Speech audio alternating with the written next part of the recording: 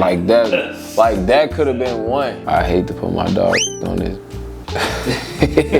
But he got fried right there. These 3 in a row could be in the top 10.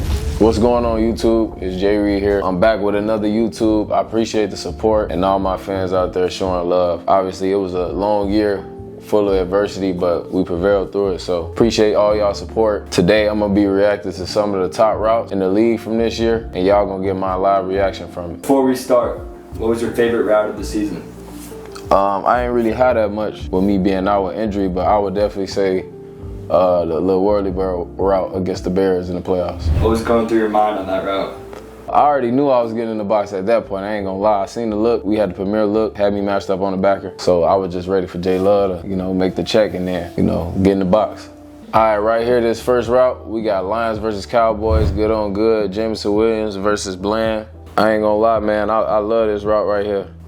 He didn't let his leverage dictate. He owned the line of scrimmage, he moved the line of scrimmage. He attacked them vertically, stuck to get the inside release, and drove vertical. You couldn't tell if he was gonna keep running or if he was gonna stop. And at the top of the route, he ran a great curl route at the top. And that was just a great route to create good separation. All right, this next clip we got JSN. They playing the Jacksonville Jaguars. It's another double move route, man. If it's anything on a double move, you gotta sell that first route first. So I love what he did here, man. He attacked vertical. Great stem. He dictated where the DB went. He played with great speed and pad level, and he attacked the DB, stuck his foot in the ground to go inside, and broke back out. So that's another great route, by selling the first route first. Never let the DB know where you're going by attacking vertical. Jaden, what's your favorite route to run? My favorite route, personally, to run is real simple, man. I just like a slot fade. I just like attacking leverage and just getting on the high hip and winning over top. So the slot fade has always been my favorite route from college, to the league. That's my favorite route to run. But anything to get the ball in my hands, man. That's what I'm willing to do. I get used in a lot of different ways on the field. So anything to get the ball in my hands. All right, this next route right here, man, we got our very own Matthew Golden, MG. He's running another double move right here, man. I don't want to give y'all the name of our routes. So, he broke in and then broke out. He did a great job initially, man. He pushed vertical to sell the vertical threat. He made the cornerback up. He broke inside, flipped his hips, and broke back out. He did a great job, attacking his leverage and, making the route look the same to make the corner to open his hips. That's what you want to do as a receiver, man. Sell that vertical threat. Get the corner to back up, open their hips, and then you got him. All right, next route right here, man. We got Khalif Raymond with the Detroit Lions against the Chicago Bears. I'm a huge fan of his game, man, specifically because he do special teams as well. He kind of do a lot of things that I do. Got a lot of respect for his game. Right here, it looked like he's just running a choice route. The defender is trying to cut off the inside, but he's not letting that dictate, where he's trying to get. He attacking, he's closing space, and he's using great tempo to get his leverage back inside. That's just playing fast, man, and attacking leverage and winning the route. All right, this next route right here, we got Ricky Pearsall, man. It's a great route by him, man. It's kind of like a deep whip. I don't really see this a lot, in a lot of NFL playbooks, but this is a great route to put in the playbook. He's attacking him outside, man.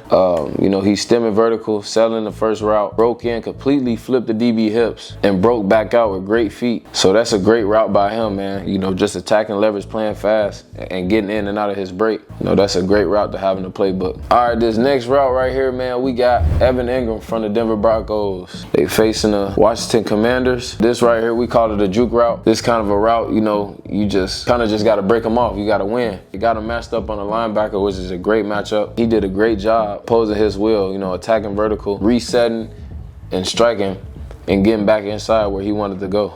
Marvin Harrison Jr., we got them playing the Cowboys. This is a great slant route right here. He really lulled him to sleep, really. He just changed the pace and tempo. I think he made the DB fall asleep a little bit. And, he just stuck his foot in the ground, got inside to win on the slant to get them in the end zone. So, that's a great route by Marvin Harrison, just using his tempo and his timing to win the route. Next right here, man, we got Seahawks versus the Rams, man. We got Jake Bobo here. It looked like he's running like a post route. I think he's a very underrated receiver. I think Jake Bobo is nice, a lot better than what people think. Basically, he ran a double move post. That's what it looked like. You know, he had a slight inside stem, and then he stuck it back outside, you know, to sell the second route. And, you know, he broke it off at a great angle to where, you know, his quarterback can lead him into the end zone. You got to sell the first route first, you know, to get him on the second one. So he did a great job right there. This next route, man, we got the deep post route. We got a post route, man, by Devonta Smith. This is a great route right here. Pad level is down. Knee drive is great. And, you know, he's running the first route first. He's not telling the DB where he's going. And I love how he reset, stuck his foot in the ground, and reset where he was running, ran outside, and ran right by him, man. This is a simple route right here, but the details is what got him open, and that's the reason he won. He didn't do too much, just stuck his foot in the ground and got back vertical. And that's how he won on the post route. All right, another one of them ones, man. We got Romeo Dobbs here, man. Shout out my dog, Rome, man. This is a great route right here. Man, he just did a great job, man, playing fast, speed release, hard sticking, getting inside, getting to where he wanted to go. Inside of the DB, he sold the route, you know, using his eyes, and, you know, he won with his feet, man. This is just a great route in general, you know, from start to finish. So you got to sell the route with your eyes sometimes and just win with your feet. And that's exactly what Rome did. So that's a great route by Rome. Shout out Romeo Dobbs. All right, this next clip right here, we got the one for real, Davante Adams, man. He ain't do nothing crazy right here though, but this is just quickness and suddenness and knowing where you want to go and having in your mind that you gonna win and you gonna get wherever you want to go before the ball even snap. This basically like a little now route right here, man. Red zone in the end zone, just a quick way to get the ball in his hands. All he did here was, man, attack leverage, and he was sudden. He won with his feet, he was quick, and he played fast. And, you know, it's just a great route by him. He's been doing this for years, so. Did you watch Davante Adams growing up? Yes, I did watch Davante Adams growing up. He's the best route runner I ever seen, man. He reminds me a lot of Wicks, man, as far as the routes, you know, getting their feet in the ground, and very powerful with their instep. So they remind me of each other a lot.